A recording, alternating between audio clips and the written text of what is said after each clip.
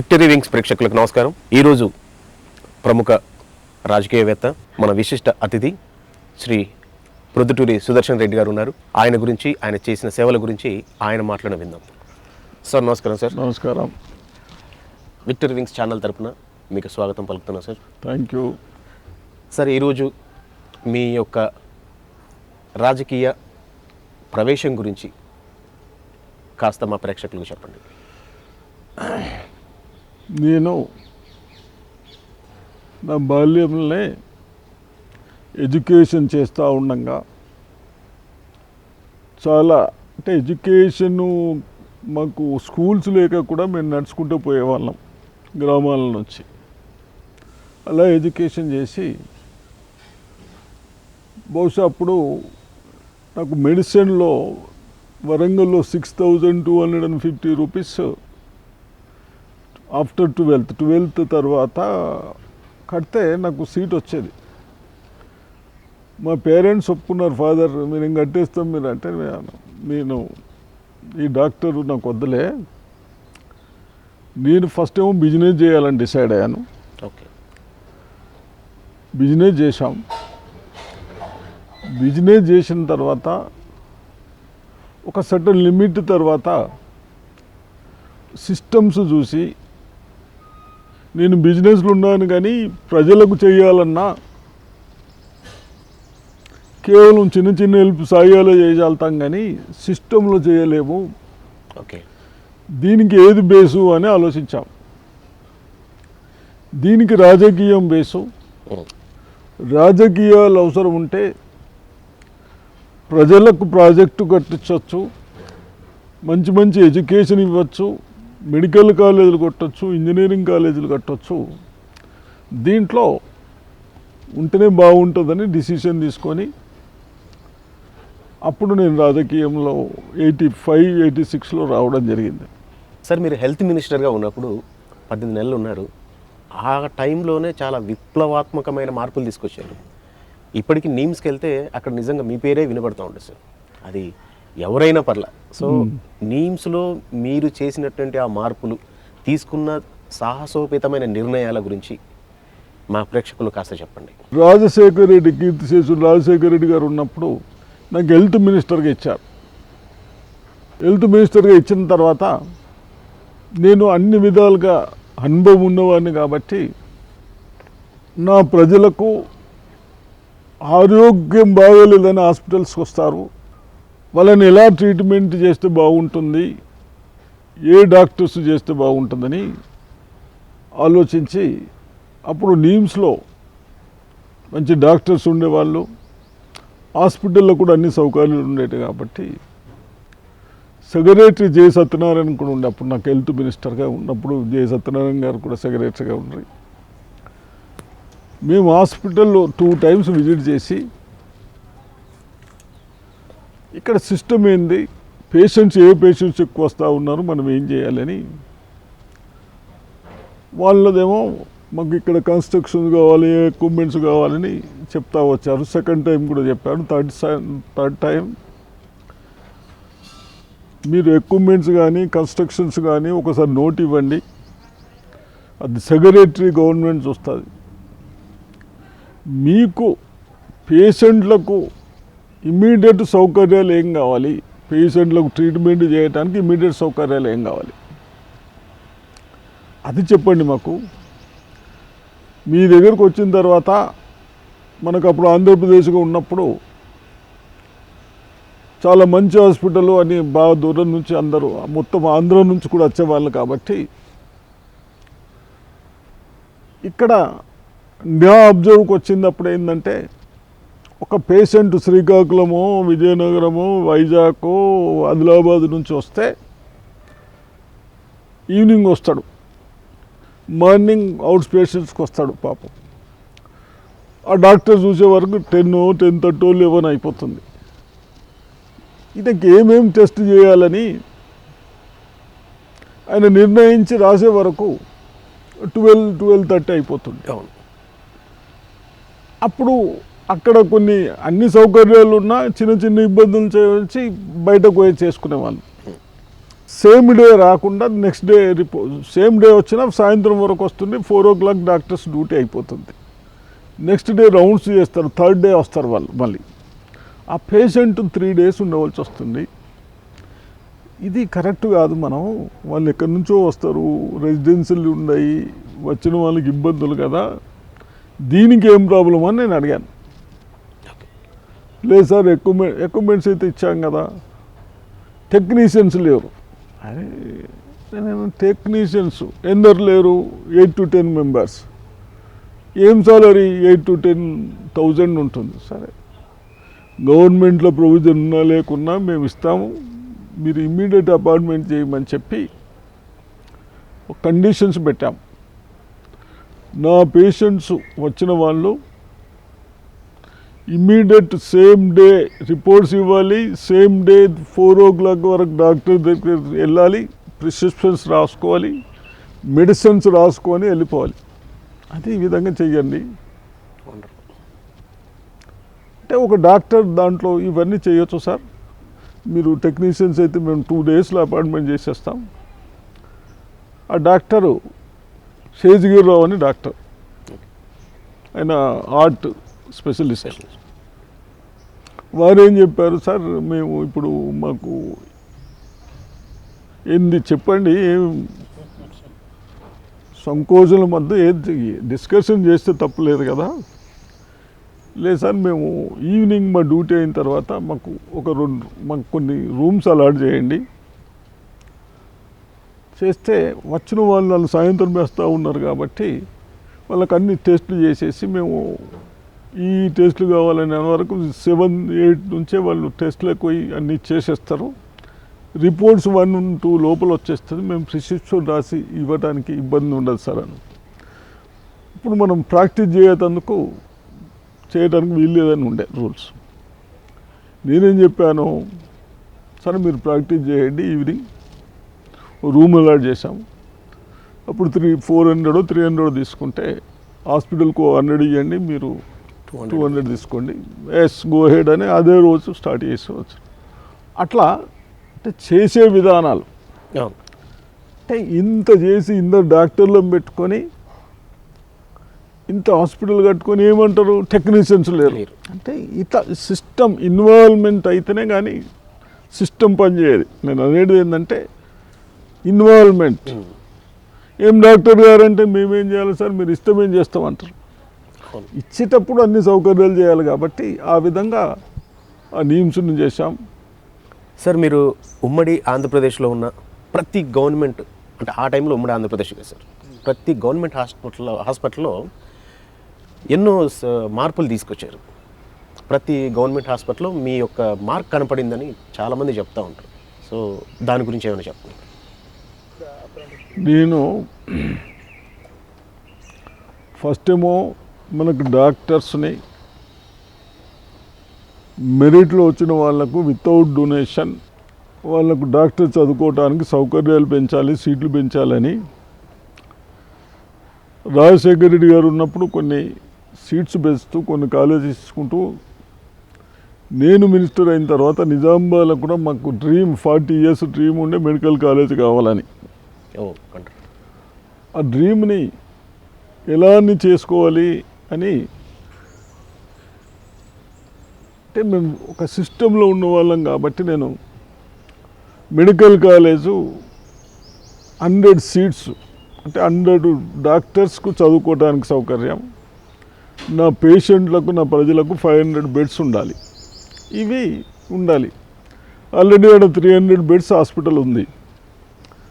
దాన్ని డిస్టర్బ్ చేయకుండా దాన్ని మనం ఉపయోగించుకొని చేస్తే ఇంకా తొందరగా అవుతుంది.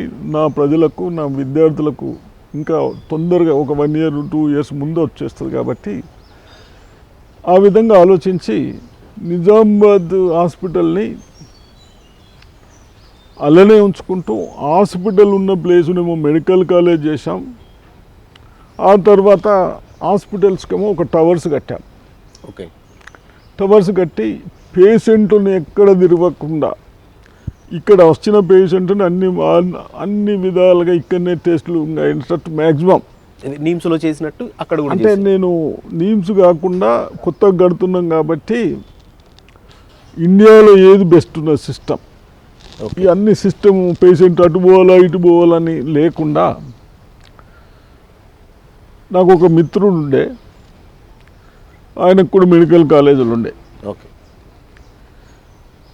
మేము అన్నీ చూసాం సార్. బెల్గాంలో బాగుంది సిస్టమ్, పాత సిస్టమ్ అది. ఆ సిస్టమ్ డిజైన్ చేయించి మేము అది చేయించాం ఇక్కడ మా నిజామాబాద్లో. అంటే పేషెంట్స్ మూమెంట్స్ ఎక్కువ ఉండద్దని చేస్తూ, అదేవిధంగా విద్యార్థులు మంచి డాక్టర్స్ కావాలని అక్కడ అన్ని సౌకర్యాలు చేసుకుంటూ ఆ మెడికల్ కాలేజ్ వచ్చిన తర్వాత అది సాధించడానికి కూడా నాకు బాగా ఢిల్లీకి కన్సల్ట్ ఎంసీఏ చైర్మన్ గారి దగ్గరికి 4 times పోవాల్సి వచ్చింది యాజ్ ఏ మినిస్టర్. ఒకసారి ఆ చైర్మన్ గారు అన్నారు, ఈ కాలేజు నీ కాలేజా మంత్రి సాబ్ అన్నారు. ఓన్ కాలేజ్ అనుకున్నారు. ఓన్ కాలేజా మీది అన్నారు. మీ సొంత కాలేజా అంటే నేను నా సొంతది కాదు, సర్కార్ది, గవర్నమెంట్ది అని చెప్పిన. అరే ఆ పెద్ద ఇంట్రెస్ట్ లేరే. అవును సాబ్, మాకు నా విద్యార్థులకు ఎడ్యుకేషన్ అవుతుంది, నా ప్రజలకు బెడ్స్ పెరుగుతాయి, సౌకర్యాలు పెరుగుతాయి. అదే సార్, అంటే నేనేమో అది పక్కకు ఉంది, దాన్ని రీఓపెన్ చేయలేదు, దాన్ని మీరు నో పక్కకేం లేదు, అది హాస్పిటల్ నడుస్తూ ఉన్నది. ఆ హాస్పిటల్నే మళ్ళీ దాన్ని మాకు కొద్దిగా డిజైన్ చేంజ్ చేసుకొని మెడికల్ కాలేజ్గా వేసుకున్నాం. హాస్పిటల్ని పక్కన కట్టాం, కొత్తగా కట్టాం. అంటే మెడికల్ కాలేజీకి రూమ్స్ కావాలి, హాస్పిటల్కి వేరే అని అది కట్టేసాం. కట్టేసిన తర్వాత నా ఏముండే అంటే సెకండ్, మాకు 160 kilometers నుంచి ఇక్కడికి వస్తారు పేషెంట్స్.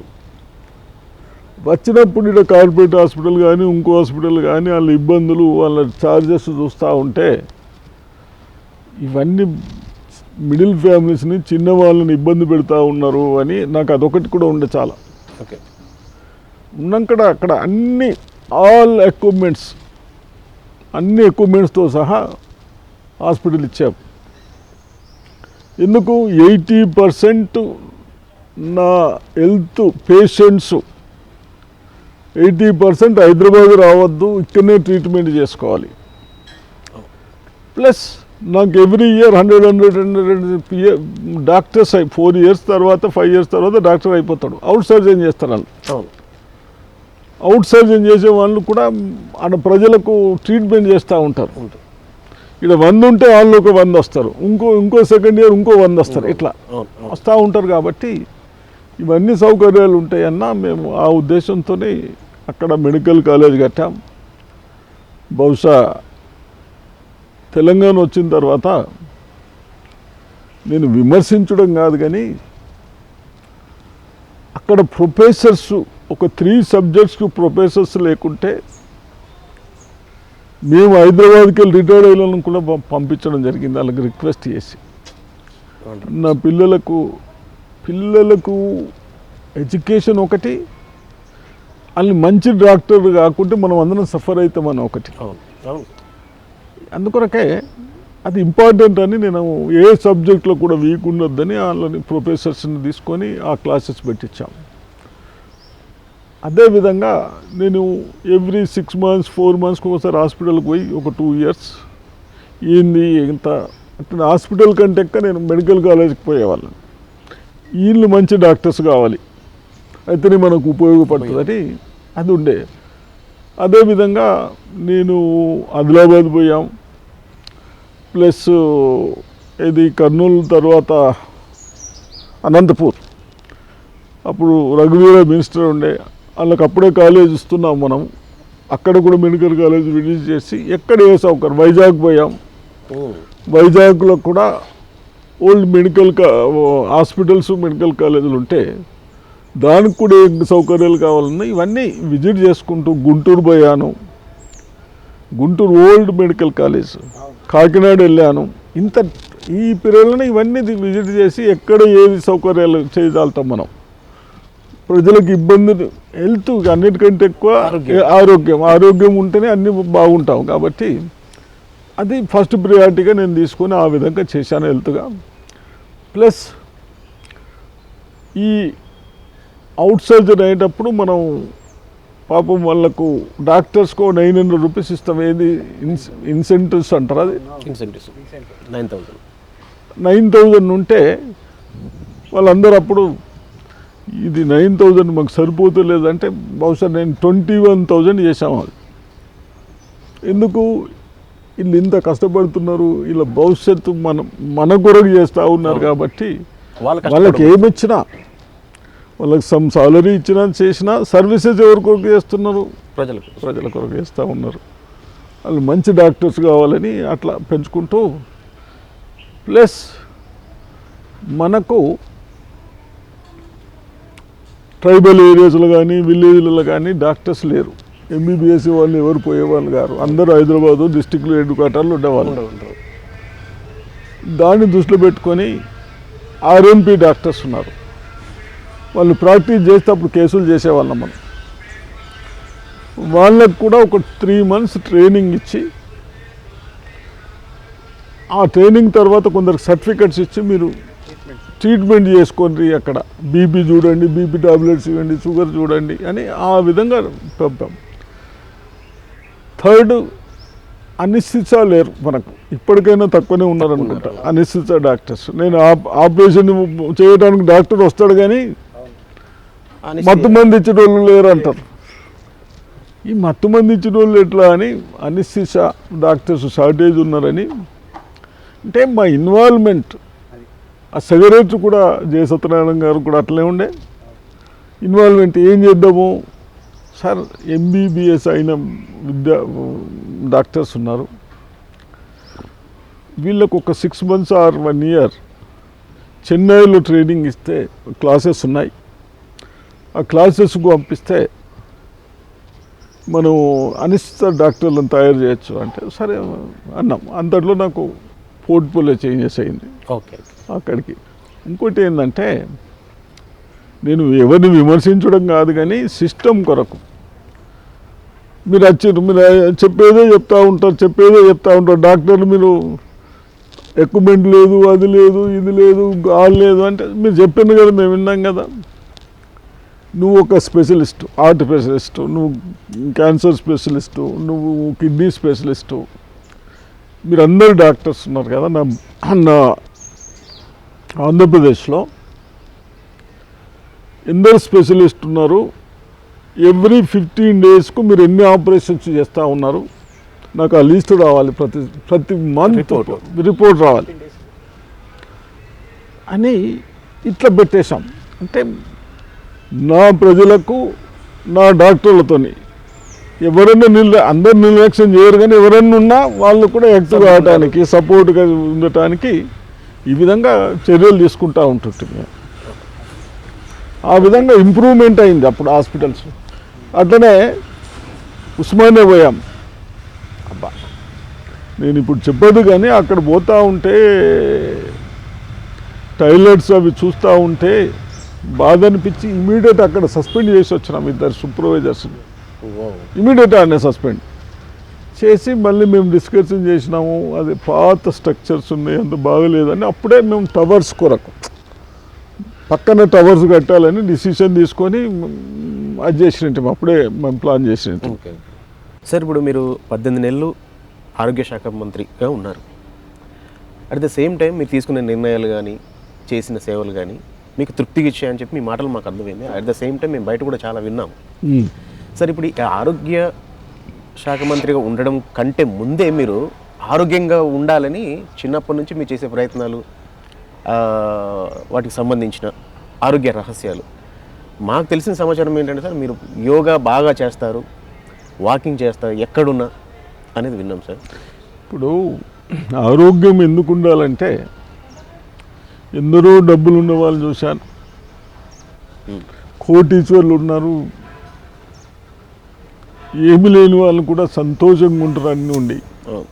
ఆ కోటీశ్వరకు తింటారు కదా, నడుస్తే నడరాదు, పంట నిధులు రాదు, ఇటువంటి అన్నీ చూసిన తర్వాత ఆరోగ్యం అనేది ముఖ్యం.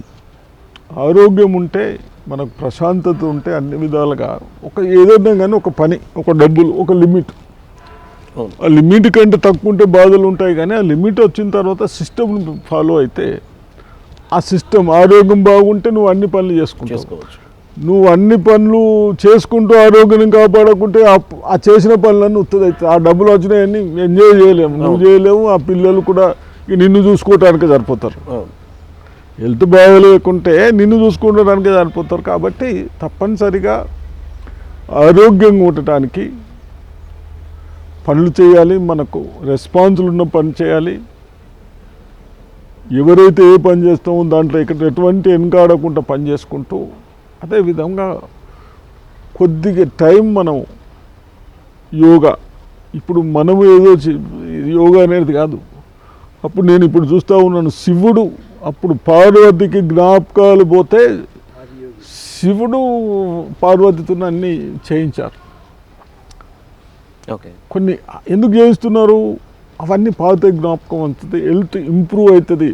హెల్త్ ఉంటేనే ఆమె ఒక శక్తి కదా, ఆ శక్తిని ఆపుకోవడానికి హెల్త్ ఉండాలి.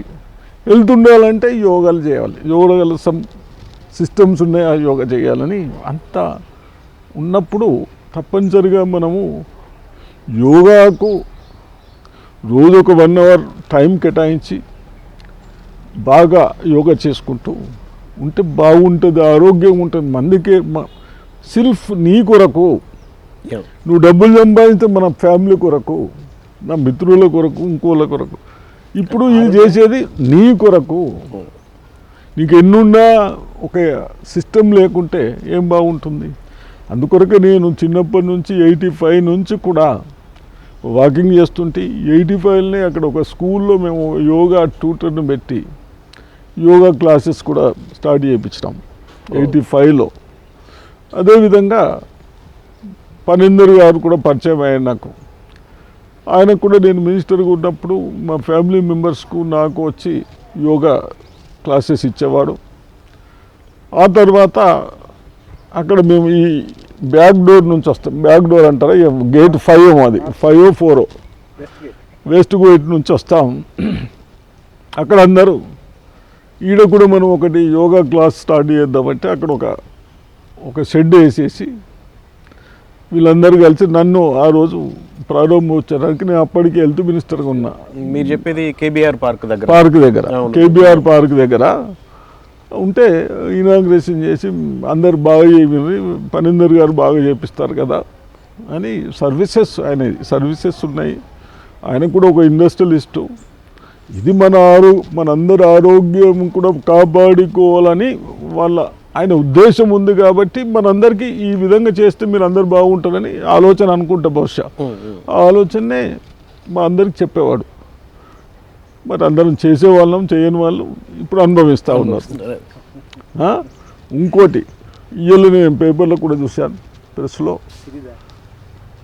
మనం తినే సిస్టమ్స్ కూడా, ఇది మనం ఆరోగ్యం గురించి యోగా గురించి మాట్లాడుతూ ఉన్నాం కాబట్టి నేనేం పెద్ద మేధావిని ఏం కాదు. కానీ తినేటి మన పాత రోజుల్లో ఎంత ఉన్న రోజులలో గట్టిగా ఉండేవాళ్ళం. అంటే మనం ఫుడ్ చేంజ్ చేసి వస్తున్నాయి. ఇప్పుడు రైస్ తింటా ఉన్నాం, ఇంకా తెల్లగా ఉండాలంట. అంటే దాంట్లో ఫైబర్ అంతా పోతున్నది, విటమిన్స్ అంతా పోతూ ఉన్నాయి. ఏముంది అందులో? మళ్ళీ ఇప్పుడు ఏమొస్తున్నాం, దంపుడు బియ్యంకి వస్తున్నాం కదా, ఈ సిస్టమ్కి వస్తూ ఉన్నాం. కాబట్టి దయచేసి అటువంటి వాడాలి.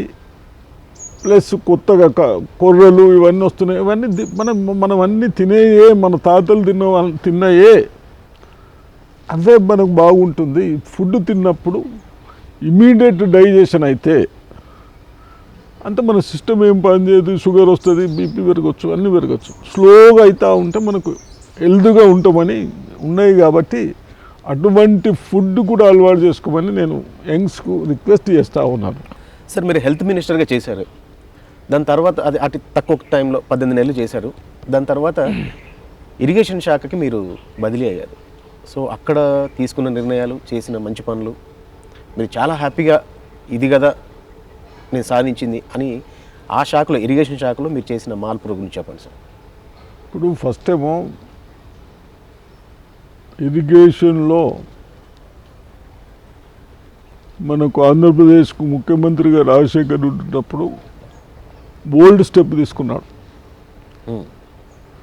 ఎక్కడైతే ఏదైతే అవసరమో ఇరిగేషన్ ఉంటే అందరం బాగుంటామన్న ఉద్దేశంతో ఆయన కొన్ని తీసుకున్నాడు. ఆ తీసుకున్నవి కొన్ని చాలా తక్కువ స్టేజ్లోనే ఉండే, కొన్ని ఏమో 80% 70% ఉన్నాయి. మేము కూడా ఉదాహరణకు మహబూబ్ నగరే ఉన్నది అనుకోండి. మహబూబ్ నగర్లో నేను ఉన్నప్పుడే ఆల్మోస్ట్ ఒక 2 ఇనాగ్రేషన్ చేశాం. అవి ఇంప్రూవ్మెంట్ చేశాం. ఎక్కడన్నా లేకుంటే దాన్ని సిస్టమ్ చేంజ్ చేశాం. ఒకటి కల్వగుర్త్ అని ఉంటుంది, 3 లక్షల ఎకరాలకు నీళ్లు పోవు, కష్టం అని అప్పుడే మేము డిసిషన్ తీసుకున్నాం. ఏంటంటే ఓన్లీ అంటే ఎందుకు పోవు అంటే ఈ పంటది ఎలా ఉంటుందంటే ఇవన్నీ ఒక లిఫ్ట్ సిస్టమ్, ఒక మోటార్ మీద డిపెండెన్స్ ఉన్నది. ఉన్నప్పుడు ఏదన్నా టెక్నికల్లీ ప్రాబ్లం వస్తే రైతుకు 2 వెట్స్ ఇస్తాం, 4 వెట్స్కు క్రాప్ వస్తుంది. అంటే వెట్స్ అంటే పంటకు నీళ్ళు ఇస్తాం. ఇచ్చినప్పుడు ఆ 2 వెట్స్కు ఏదో ప్రాబ్లమ్స్ వచ్చి వాటర్ పోకుంటే ఆయన ఇన్వెస్ట్మెంట్ పెట్టుబడి అంతా పోతుంది, ఆయన బాగా బాకీలు అయిపోతా ఉంటాడు, అప్పులపాలు అయిపోతాడు రైతు. అటువంటి రిస్కులు వద్దని ఎక్కడైతే ఆ సౌకర్యాలు తీసేసి కొన్ని ట్యాంక్స్ ఫీడింగ్ చేయండి, ట్యాంకు నుంచి వాటర్ తీసుకొని ఫ్లో అయ్యేటప్పుడు కూడా గ్రౌండ్ వాటర్ పెరుగుతుంది, వ్యవసాయం కూడా బాగుంటుందని ఆ విధంగా కొన్ని మహబూబ్నగర్లో కూడా డిసిషన్ తీసుకున్నాం. అదేవిధంగా పులిచెంతల ఉంది. ఈ కామెంటరీ చేస్తారు కానీ కొందరు పులిచెంతల అప్పుడు కష్టమైంది. రాజశేఖర రెడ్డి గారు వచ్చినాక స్టార్ట్ చేశాం. నియర్లీ 40 విలేజ్ పోయినాయి ఆంధ్ర తెలంగాణలో.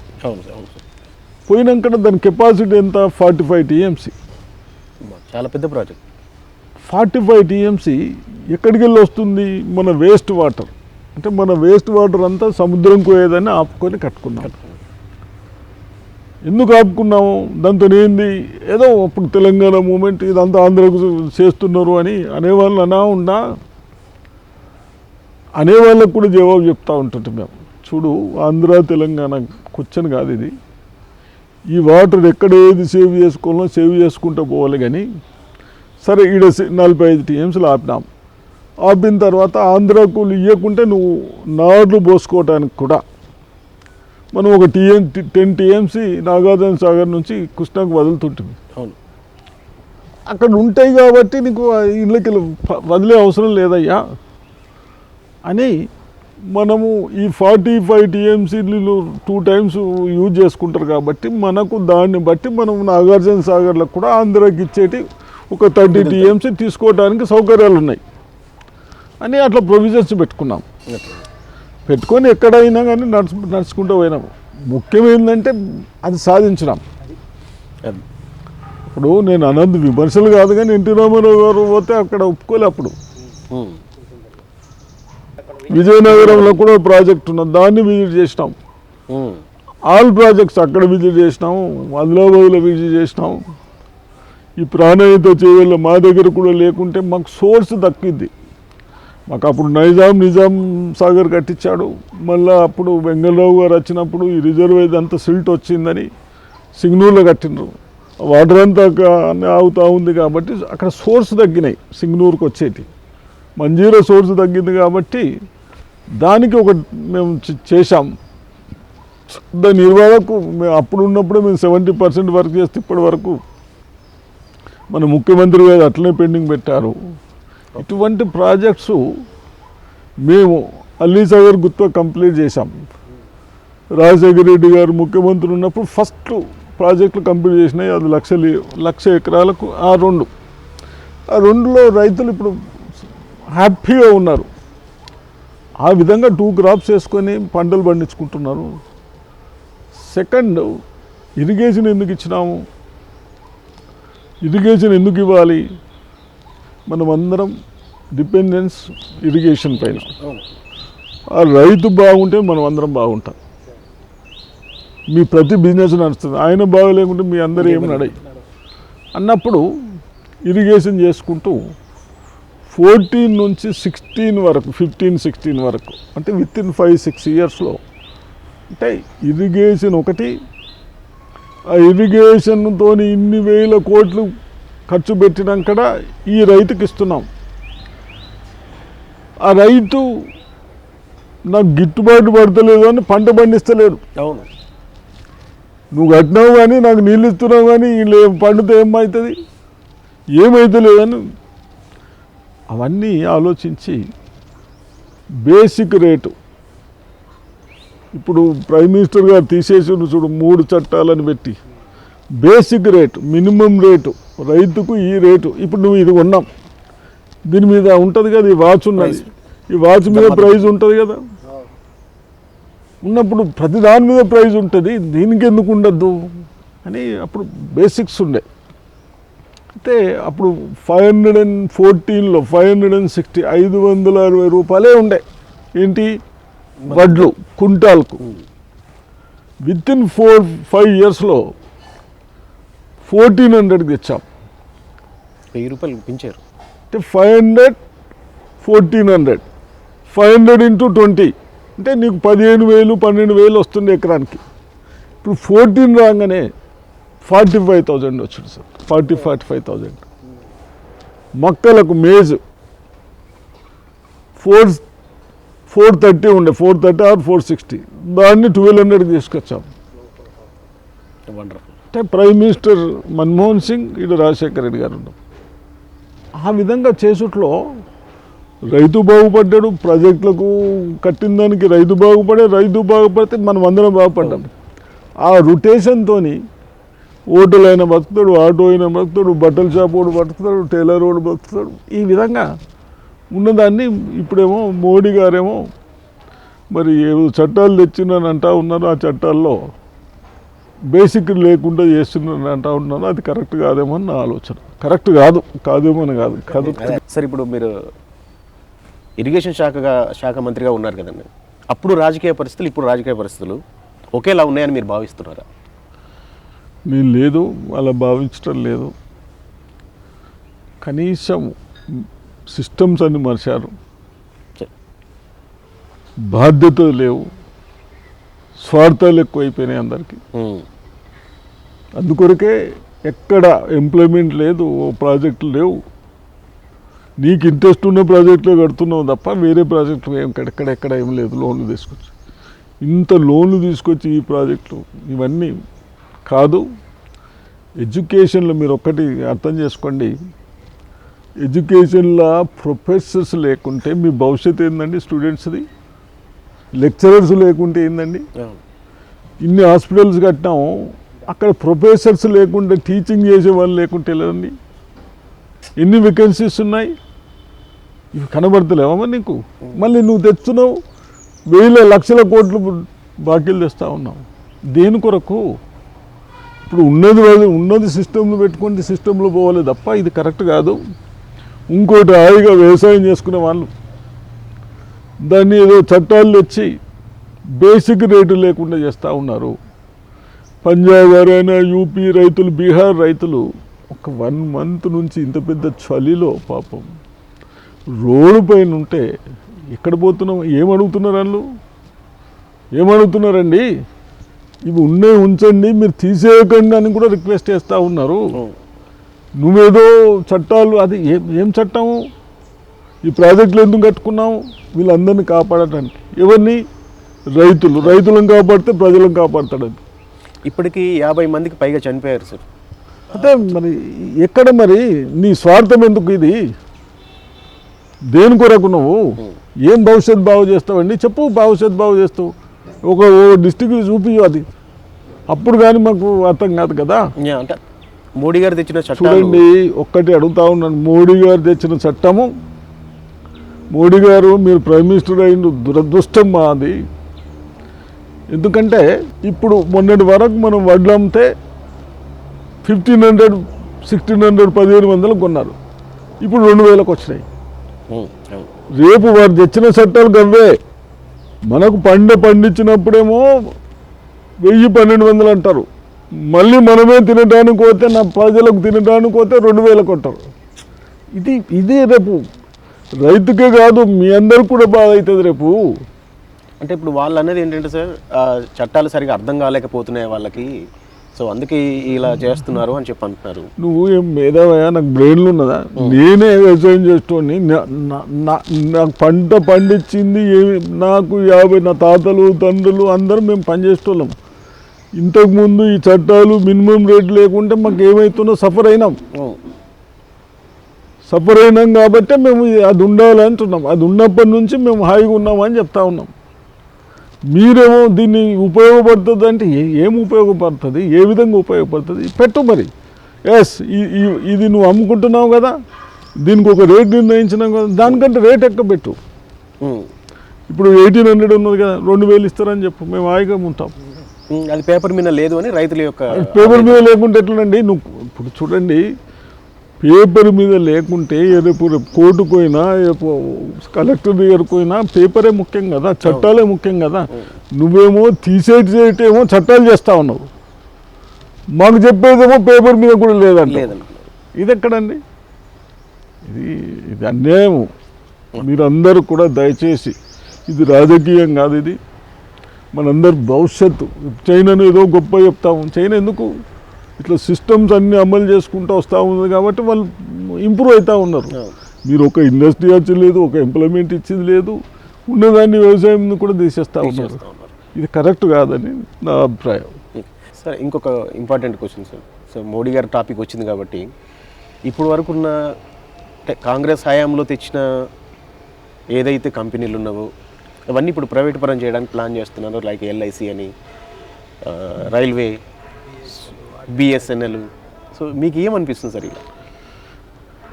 నాకైతే చాలా బాధగా ఉంది. ఇప్పుడు ఏదైనా కానీ టోటలీ ప్రైవేట్ వాళ్ళ మీద వదిలేస్తే సిస్టమ్ అంతా పోతుంది, ఒక కంట్రోలింగ్ ఉండదు.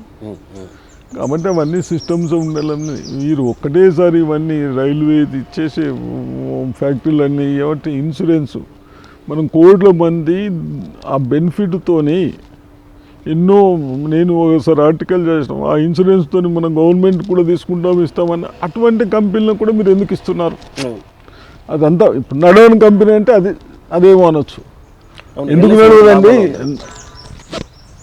మీకేమో నడవదు, నాకు ఇస్తాను అనిపిస్తాను నేను. నీ వీక్నెస్ కదా గవర్నమెంట్, నడిచినట్టు చేయండి, వాల్యుబుల్ అట్లా చేయండి. ఎందుకు చేయలేము? ఆయనకి ఎట్లా నడుస్తుంది, అదాని అంబానీకి నడుస్తుంది ఎట్లా, గవర్నమెంట్కి నడవదు ఎట్లా? ఇది కరెక్ట్ కాదు కదా. సో ఇప్పుడు మోడీ గారు ఓన్లీ అదాని అంబానీ గారి కోసమే ఈ చట్టాలు తీసుకొచ్చారు. ఇప్పుడు ఇంకెవరు ఉన్నారో కానీ వాళ్ళిద్దరే కాకుండా అందరూ, అంటే ప్రైవేట్ వాళ్ళు వచ్చి మనని ఈ క్రాప్ వేయండి, ఈ ఫర్టిలైజర్ వేయండి, ఈ స్ప్రే చేయకండి. ఇప్పుడు మొన్ననే మన ముఖ్యమంత్రి గారు, ఆయనకి ఏం నిద్రలో ఆలోచన వచ్చిందో కానీ అందరు సన్న బియ్యం సన్న వడ్లు వేయాలి, మొక్కలు వేయకూడదు. అరే ఏ సాయిల్స్లో ఏ బండితో తెలుస్తుంది?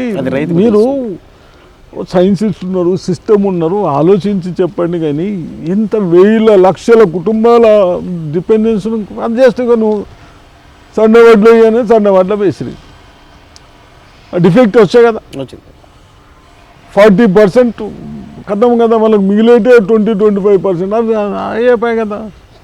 ఇప్పుడు ఇది కూడా అట్లనే మోడీ చేసేది కూడా. ఇప్పుడు డిమానిటేషన్ ఏమొచ్చిందండి?